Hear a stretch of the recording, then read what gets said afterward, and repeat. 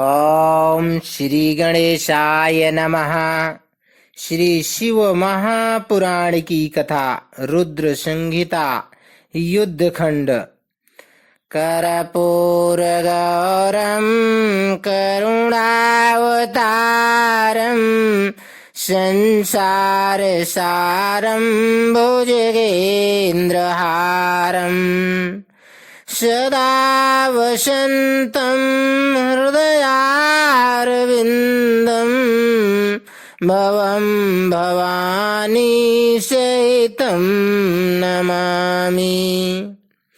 अथ 47वें अध्याय में नंदीश्वर द्वारा शुक्राचार्य का अपहरण और शिव द्वारा उनका निगला जाना।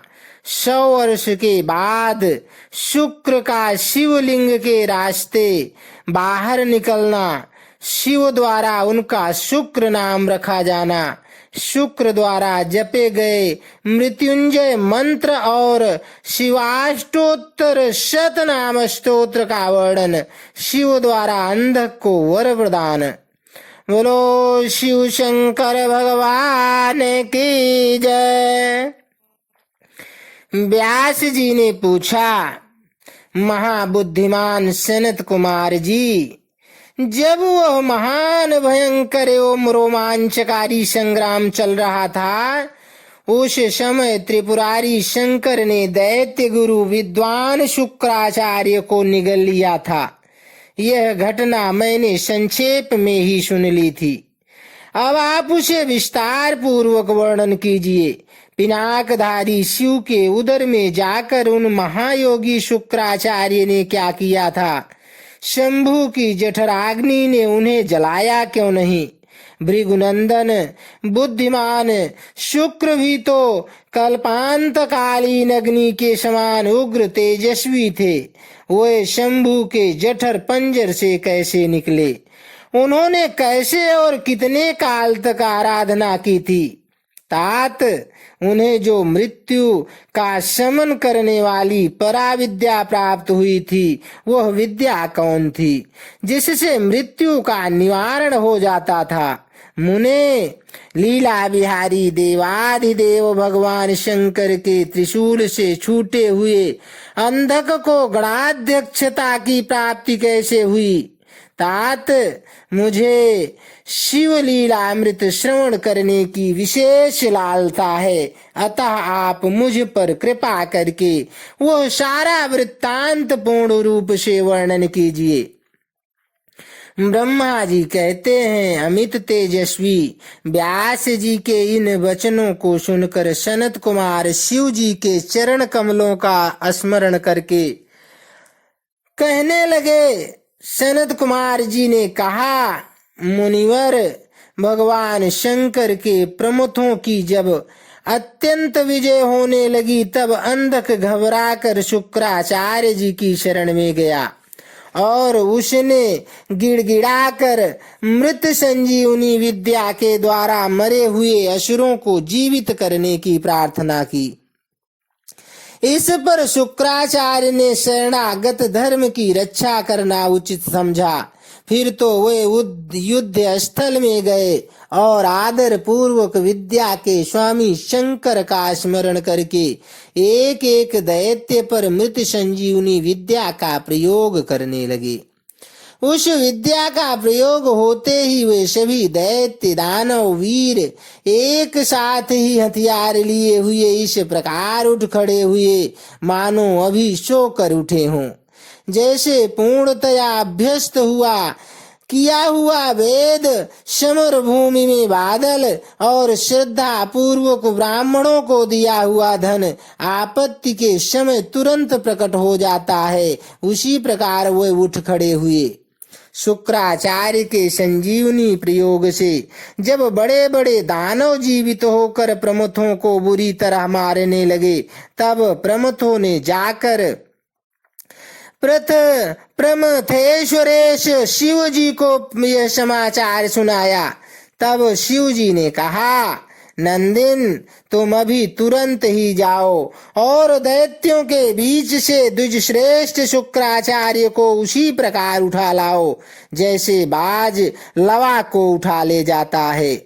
सनत कुमार जी कहते हैं, महर्षि, वृषभ ध्वज के यों कहने पर नंदी सांड के समान बड़े जोर से गरजे और तुरंत ही सेना को लांघ कर उस स्थान पर जा पहुंचे जहां भृगु वंश के दीपक शुक्राचार्य विराजमान थे।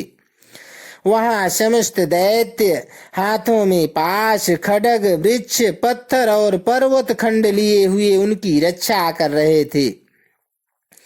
यह देख कर बलशाली नंदी ने उन दैत्यों को विशुद्ध करके शुक्राचार्य का उसी प्रकार अपहरण कर लिया जैसे शरभ हाथी को उठा ले जाता है। महाबली नंदी द्वारा पकड़े जाने पर शुक्राचार्य के वस्त्र खिसक गए, उनके आभूषण गिरने लगे और केश खुल गए। तब देव, शत्रु, दानव उन्हें छुड़ाने के लिए सिंहनाद करते हुए नंदी के पीछे दौड़े और जैसे मेघ जल की वर्षा करते हैं उसी तरह नंदीश्वर के ऊपर वज्र, त्रिशूल, तलवार, फरसा, बरेठी और गोफन आदि अस्त्रों की उग्र वृष्टि करने लगे। तब उस देवासुर संग्राम के विकराल रूप धारण करने पर गणाधिराज नंदी ने अपने मुख की आग से सैकड़ों शस्त्रों को भस्म कर दिया और उन भृगुनंदन को दबोच कर शत्रु दल को व्यथित करते हुए वे शिव जी के समीप आ पहुंचे तथा शीघ्र ही उन्हें निवेदित करते हुए बोले, भगवान, ये शुक्राचार्य उपस्थित हैं। तब भूतनाथ देवाधिदेव शंकर ने पवित्र पुरुष द्वारा प्रदान किए हुए उपहार की भांति शुक्राचार्य को पकड़ लिया और बिना कुछ कहे उन्हें फल की तरह मुख में डाल दिया। उस समय समस्त असुर उच्च स्वर से हाहाकार करने लगे। व्यास जी, जब गिरिजेश्वर ने शुक्राचार्य को निगल लिया तब दैत्यों की विजय की आशा जाती रही।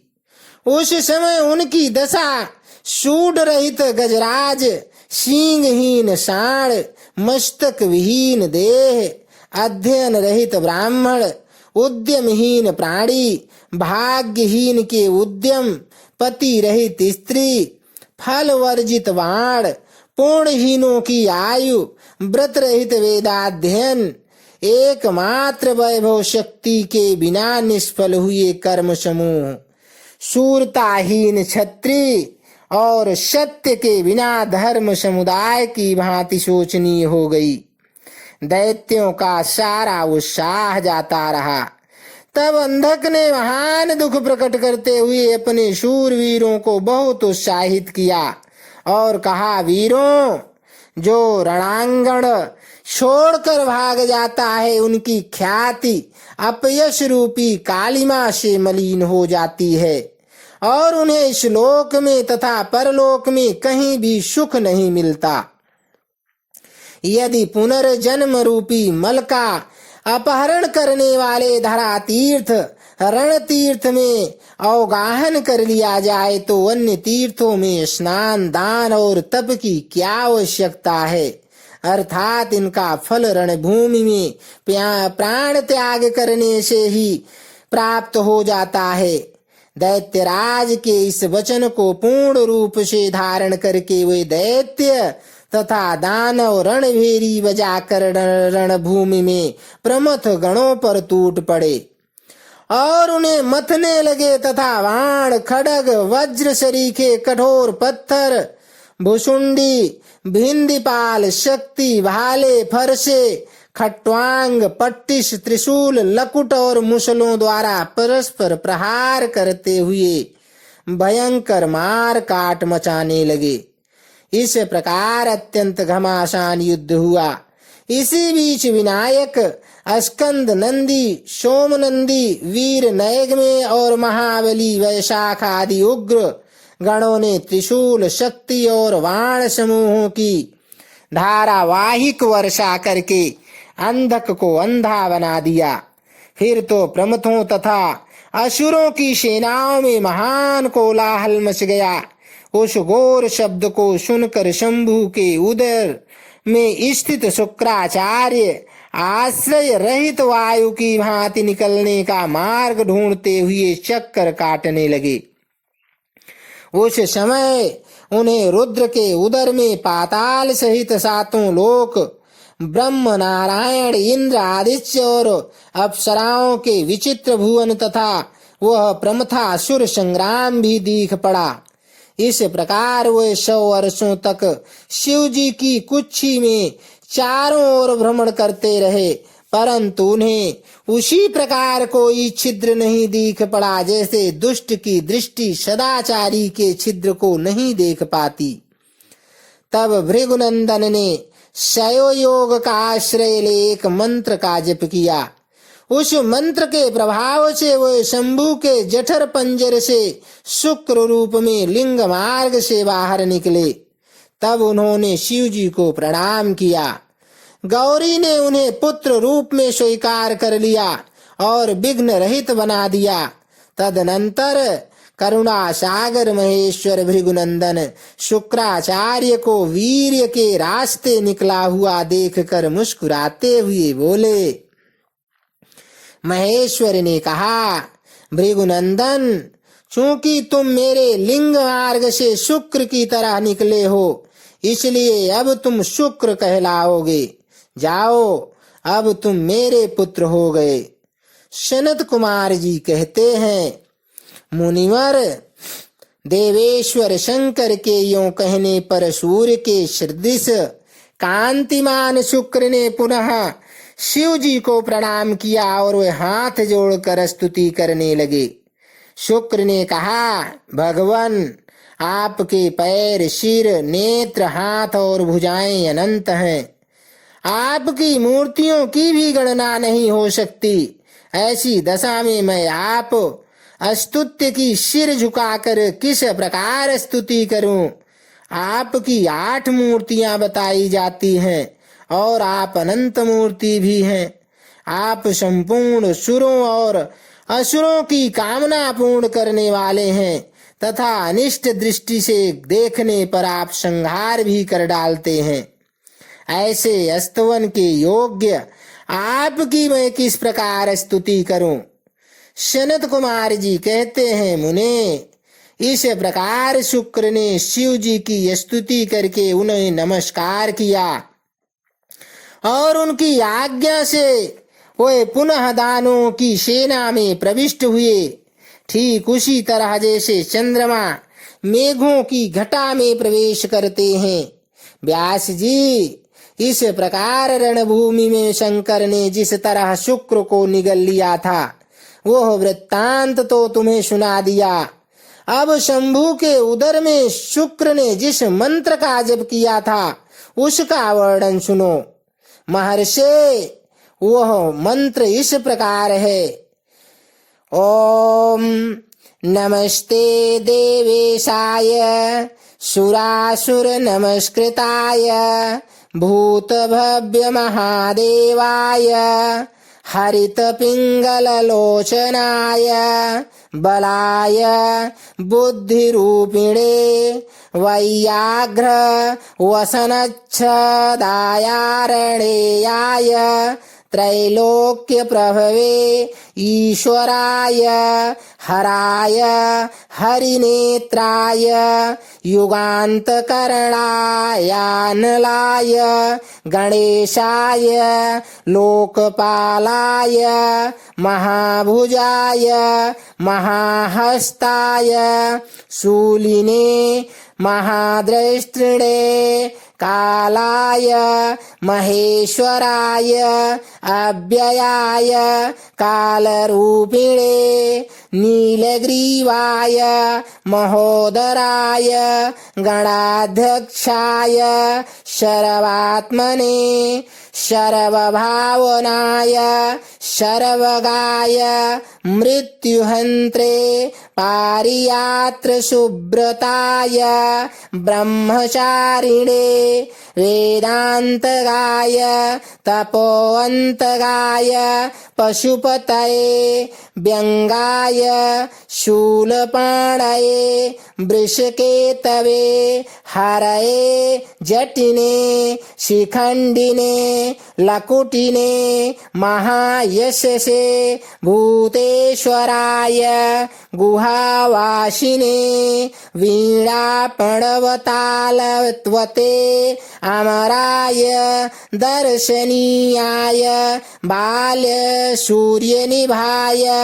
श्मशानवासिने भगवते उमापतये अरिन्दमाय भगसाक्षीपातिने पूष्णो दशननाशनाय क्रूरकर्तकाय पाशहस्ताय प्रलयकालाय उल्कामुखायाग्निकेतवे मुनये दीप्ताय विशाम्पतये उन्नयते जनकाय चतुर्थकाय लोकसत्तमाय वामदेवाय वाग्दक्षिणाय वामतो भिक्षवे भिक्षुरूपिणे जटिने स्वयं जटिलाय शक्रहस्त प्रतिस्तंभाय वशूनां अस्तंभकाय क्रतवे क्रतुकराय कालाय मेधाविने मधुकराय चलाय वनस्पत्याय वाजसनेति समाश्रमपूजिताय जगद्धात्रे जगत्कर्त्रे पुरुषाय शाश्वताय ध्रुवाय धर्माध्यक्षाय त्रिवर्त्मने भूतभावनाय त्रिनेत्राय बहुरूपाय सूर्यायुतसमप्रभाय देवाय सर्वतुर्यनिनादिने सर्वबाधाविमोचनाय वन्दनाय सर्वधारिणे धर्मोत्तमाय पुष्पदन्ताय विभागाय मुखाय सर्वहराय हिरण्यस्रवसे द्वारिणे भीमाय भीमपराक्रमाय ओम नमो नमः। इसी श्रेष्ठ मंत्र का जप करके शुक्र शंभु के जठर पंजर से लिंग के रास्ते उत्कटवीर की तरह निकले थे। उस समय गौरी ने उन्हें पुत्र रूप से अपनाया और जगदीश्वर शिव ने अजरमर बना दिया। तब वे दूसरे शंकर के सदृश शोभा पाने लगे।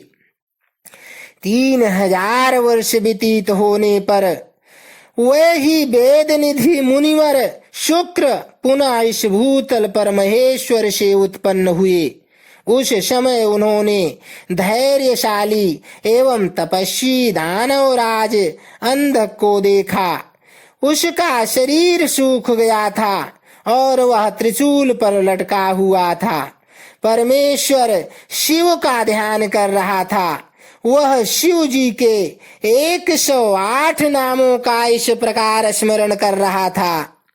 ओम महादेवं विरूपाक्षं चंद्रार्धकृतशेखरम् अमृतं शाश्वतं स्थाणुं नीलकण्ठं पिनाकिनम् वृषवाच्यं महाज्ञेयं पुरुषं सर्वकामदं कामारिं कामदहनं कामरूपं कपर्दिनं विरूपं गिरिशं भीमं श्रीकृणं रक्तवाससं योगिनं कालदहनं त्रिपुरघ्नं कपालिनं गूढव्रतं गुप्तमन्त्रं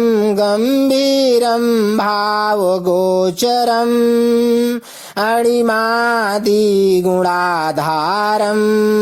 त्रिलोकैश्वर्यदायकम् वीरं वीरहणं घोरं विरूपं मांसलं पटुं महामांसादमुन्मत्तं भैरं वं वै महेश्वरम् त्रैलोक्यद्रावणं लोब्धं लोब्धकं यज्ञसूदनं कृत्तिकानां सूतैर्युक्तमुन्मत्तं कृत्तिवाससम् गजकृत्ति परिधानं क्षुब्धं भुजगभूषणं दत्तालम्बं च वेतालं घोरं शाकिनीपूजितम् अघोरं घोरदैत्यघ्नं घोरघोषं वनस्पतिम् भस्माङ्गं जटिलं शुद्धं भेरुण्डशतसेवितं भूतेश्वरं भूतनाथं पञ्चभूताश्रितं खगं क्रोधितं निष्ठुरं चण्डं चण्डीशं चण्डिकाप्रियम् चण्डतुण्डं गुरुत्मन्तं निस्त्रिंशं शवभोजनं लेलिहानं महारौद्रं मृत्युं मृत्योर्गोचरम् मृत्योर्मृत्युं महासेनं श्मशानारण्यवासिनं रागं विरागं रागान्धं वीतरागं स्वतार्चिसम् सत्वं रजस्तमोधर्मं धर्मं वास वानुजं सत्यं तो सत्यं सद्रूपं सद्रूपमहेतुकम्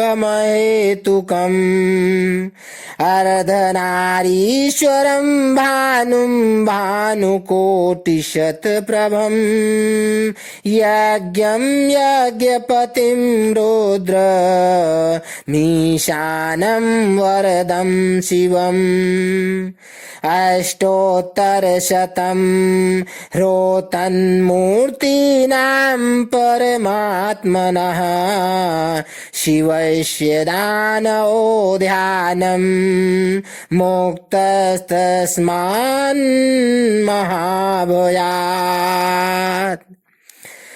परमात्मा शिव इन 108 मूर्तियों का ध्यान करने से वह दानव उस महान भय से मुक्त हो गया। उस समय प्रसन्न हुए जटाधारी शंकर ने उसे मुक्त करके उस त्रिशूल के अग्रभाग से उतार लिया और दिव्य अमृत की वर्षा से अभिषिक्त कर दिया। तत्पश्चात महात्मा महेश्वर उसने जो कुछ किया था उस सब का सांत्वना पूर्वक वर्णन करते हुए उस महादैत्य अंधक से बोले। ईश्वर ने कहा, हे दैत्येंद्र, मैं तेरे इंद्रिय निग्रह नियम शौर्य और धैर्य से प्रसन्न हो गया हूँ। अतः सुव्रत, अब तू कोई वर मांग ले। दैत्यों के राजाधिराज, तूने निरंतर मेरी आराधना की है, इससे तेरा सारा कल्मश धुल गया और अब तू वर पाने के योग्य हो गया है। इसलिए मैं तुझे वर देने के लिए आया हूँ, क्योंकि 3000 वर्षों तक बिना खाए पिए प्राण धारण किए रहने से तूने जो पुण्य कमाया है उसके फलस्वरूप तुझे सुख की प्राप्ति होनी चाहिए। सनत कुमार जी कहते हैं, मुने, यह सुनकर अंधक ने भूमि पर अपने घुटने टेक दिए और फिर हाथ जोड़कर कांपता हुआ भगवान उमापति से बोला। अंधक ने कहा, भगवान, आपकी महिमा जाने बिना मैंने पहले रणांगण में हर्ष गदगद वाणी से आपको जो दीनहीन तथा नीच से नीच कहा है और मूर्खतावश लोक में जो जो निंदित कर्म किया है, प्रभो, उस सब को आप अपने मन में स्थान न दें, अर्थात उसे भूल जाएं। हे महादेव, मैं अत्यंत ओछा और दुखी हूँ। मैंने काम दोषवश पार्वती के विषय में भी जो दूषित भावना कर ली थी उसे आप क्षमा कर दें। आपको तो अपने कृपण, दीन, दुखी एवं भक्त पर सदा ही विशेष दया करनी चाहिए। मैं उसी तरह का एक दीन भक्त हूँ और आपकी शरण में आया हूँ। देखिए, मैंने आपके सामने अंजलि बांध रखी है, अब आपको मेरी रक्षा करनी चाहिए।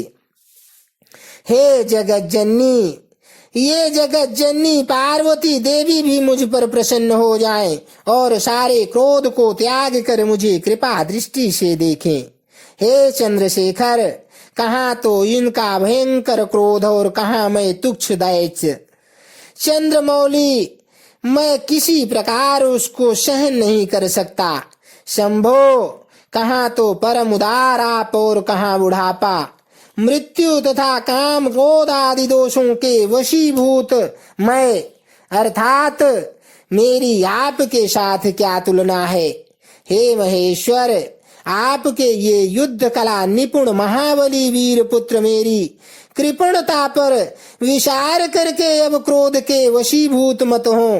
तुषार हार, चंद्र किरण, शंख, कुंद पुष्प और चंद्रमा के से वर्ण वाले शिव, मैं इन पार्वती को गुरुता के गौरववश नित्य मात्र दृष्टि से देखूं। मैं नित्य आप दोनों का भक्त बना रहूं। देवताओं के साथ होने वाला मेरा वैर दूर हो जाए तथा मैं शांत चित्त हो योग चिंतन करता हुआ गणों के साथ निवास करूं। महेशान, आपकी कृपा से मैं उत्पन्न हुए इस विरोधी दानव भाव का पुनः कभी स्मरण न करूं। यही उत्तम वर मुझे प्रदान कीजिए। सनत कुमार जी कहते हैं, मुनिषत्तम, इतनी बात कर कर वह दैत्यराज माता पार्वती की ओर देख कर त्रिनयन शंकर का ध्यान करता हुआ मौन हो गया। तब रुद्र ने उसकी ओर कृपा दृष्टि से देखा। उनकी दृष्टि पड़ते ही उससे अपने पूर्व वृत्तांत तथा अद्भुत जन्म का स्मरण हो आया। उस घटना का स्मरण होते ही उसका मनोरथ पूर्ण हो गया। फिर तो माता पिता उमा महेश्वर को प्रणाम करके वह कृत्य हो गया। उस समय पार्वती तथा बुद्धिमान शंकर ने उसका मस्तक सूंघ कर प्यार किया। इस प्रकार अंधक ने प्रसन्न हुए चंद्रशेखर से अपना सारा मनोरथ प्राप्त कर लिया। मुने, महादेव जी की कृपा से अंधक को जिस प्रकार परम सुखद गणाध्यक्ष पद प्राप्त हुआ था वह सारा का सारा पुरातन वृत्तांत मैंने सुना दिया और मृत्युंजय मंत्र का भी वर्णन कर दिया।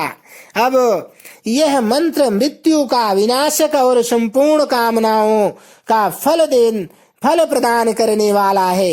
इसे प्रयत्न पूर्वक जपना चाहिए। इति अध्याय 47 से 49।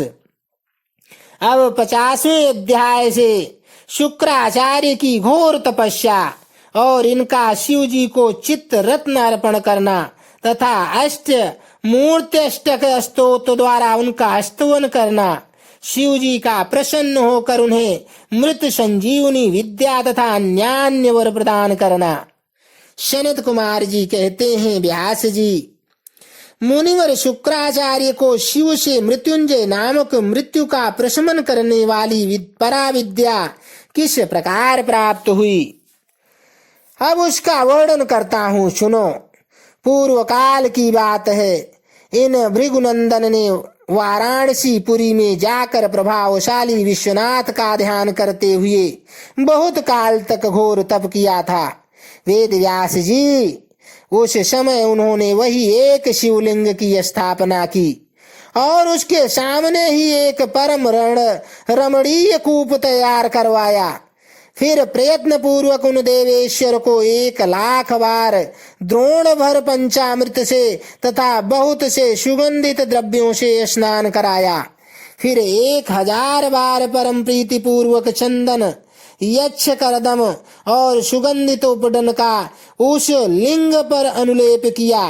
तत्पश्चात सावधानी के साथ परम प्रेम पूर्वक राजचंपक, अमलतास, धतूर, कनेर, कमल, मालती, कर्णिकार, कदम्ब, मौलशिरी, उत्पल, मल्लिका, चमेली, शतपत्री, सिंधुवार, ढाक, बंदूक पुष्प, गुल दुपहरी, पुन्नाग, नागकेशर, केशर, नवमल्लिक, बेल मोगरा, चिबिलिक, रक्तदला, कुंद, माघ पुष्प, मुचुकुंद, मोतिया, मंदार, बिल्वपत्र, गुमा, मरुब्रिक, मरुआ, ब्रिक, धूप, गंठिवन, दौना, अत्यंत सुंदर आम के पल्लव, तुलसी, देवज्वासा, बृहत्पत्री, कुशांकु, नंदावर्त, नांदरूख, अगस्त्य, साल, देवदारू,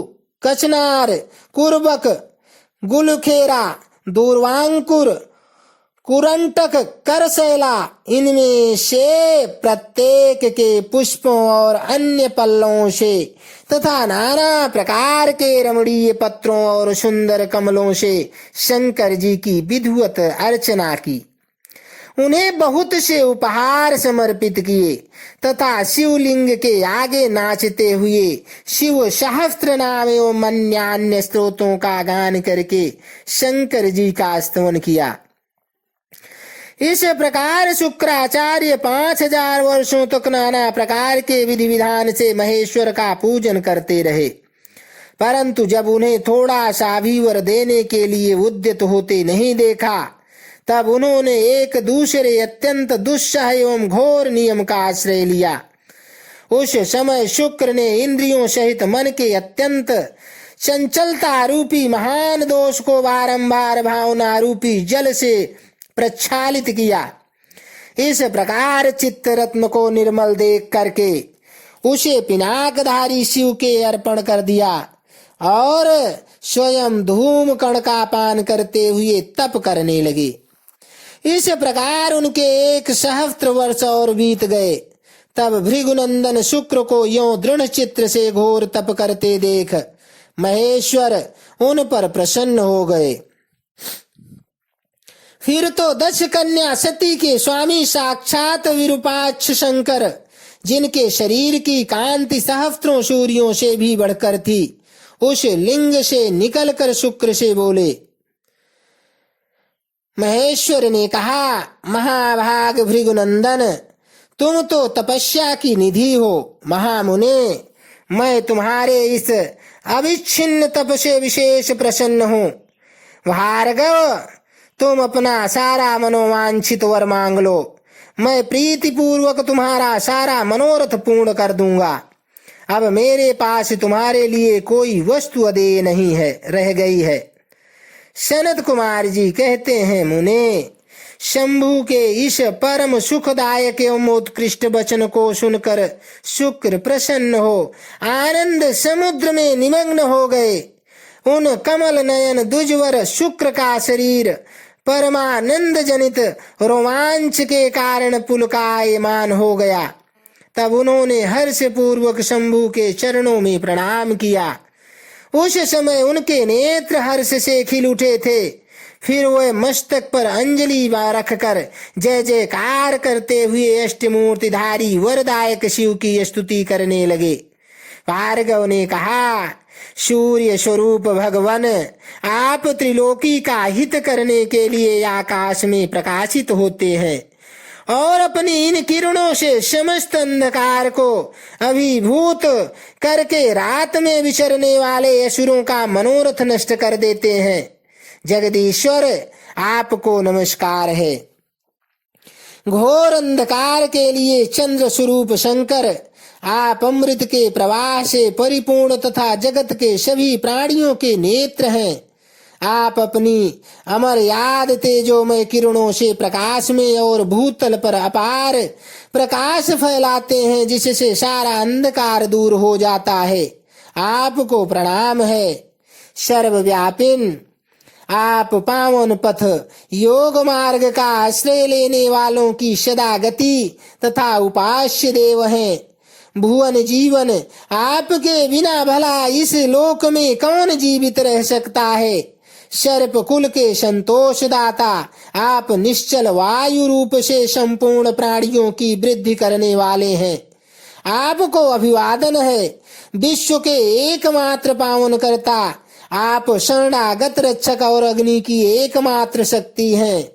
पावक आपका ही स्वरूप है। आपके बिना मृतकों का वास्तविक दिव्य कार्य दाह आदि नहीं हो सकता। जगत के अंतरात्मा आप प्राण शक्ति के दाता जगत स्वरूप और पद पद पर शांति प्रदान करने वाले हैं। आपके चरणों में मैं सिर झुकाता हूँ।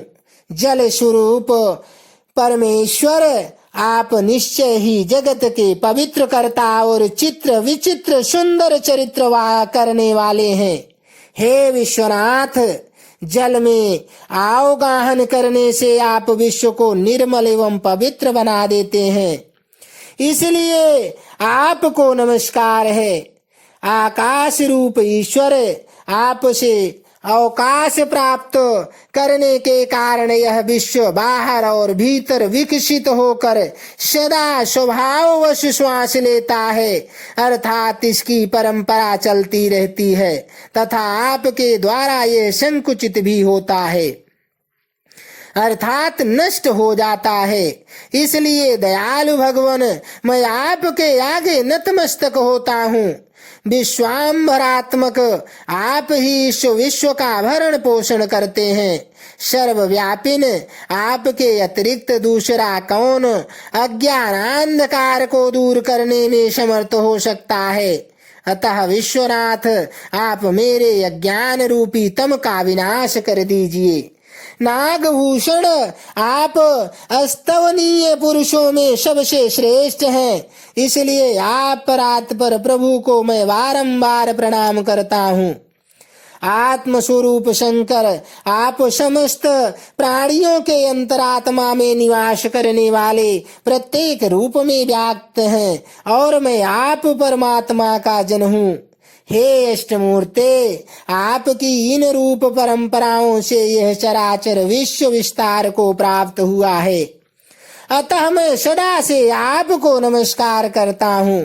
मुक्त पुरुषों के बंधों आप विश्व के समस्त प्राणियों के स्वरूप प्रणत जनों के संपूर्ण योग क्षेम का निर्वाह करने वाले और परमार्थ स्वरूप हैं। आप अपनी इन अष्टमूर्तियों से युक्त होकर इस फैले हुए विश्व को भली भांति विस्तृत करते हैं, अतः आपको मेरा अभिवादन है। सनत कुमार जी कहते हैं, मुनिवर, भृगुनंदन शुक्र ने इस प्रकार अष्ट मूर्त्यष्टक स्तोत्र द्वारा शिव जी का स्तवन करके भूमि पर मस्तक रखकर उन्हें बारंबार प्रणाम किया। जब अमित तेजस्वी भार्गव ने महादेव की इस प्रकार स्तुति की, तब शिव जी ने चरणों में पड़े हुए उन द्विजवर को अपनी दोनों भुजाओं से पकड़कर उठा लिया और परम प्रेम पूर्वक मेघ गर्जन की सी गंभीर एवं मधुर वाणी में कहा। उस समय शंकर जी के दांतों की चमक से सारी दिशाएं प्रकाशित हो उठी थी। महादेव जी बोले, विप्रवर कवे, तुम मेरे पावन भक्त हो। तात तुम्हारे इस उग्र तप से, उत्तम आचरण से, लिंग स्थापन जन्य पुण्य से, लिंग की आराधना करने से, चित्त का उपहार प्रदान करने से, पवित्र अटल भाव से, अविमुक्त महाक्षेत्र काशी में पावन आचरण करने से मैं तुम्हें पुत्र रूप में देखता हूँ। अतः तुम्हारे लिए मुझे कुछ भी अदेय नहीं है। तुम अपने इस शरीर से मेरी उदरदरी में प्रवेश करोगे और मेरे श्रेष्ठ इंद्रिय मार्ग से निकलकर पुत्र रूप में जन्म ग्रहण करोगे। महासुचे, मेरे पास जो मृत संजीवनी नाम की निर्मल विद्या है, जिसका मैंने ही अपने महान तपोबल से निर्माण किया है, उस महामंत्र रूपा विद्या को आज मैं तुम्हें प्रदान करूंगा।